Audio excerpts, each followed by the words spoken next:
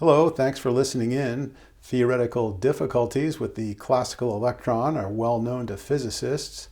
My purpose here is to convince you to revisit the problem of the classical electron in the vacuum gauge. The basic idea is this. We're all aware of gauge invariance. If you add the forward gradient of a scalar to the Leonard-Weichert potentials, the fields are unchanged. But what if I chose my scalar field so the resulting potentials are composed of two terms?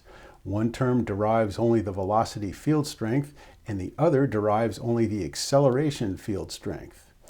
Believe it or not, there's a scalar field that will do this. It's given by this natural logarithm and generates the vacuum gauge condition. Moreover, the vacuum gauge potentials for the most general motions of the particle are shown here. If nothing else, we hope you'll take some time out to calculate the field strength tensor using vacuum gauge potentials. Thanks again for listening in and have a great day.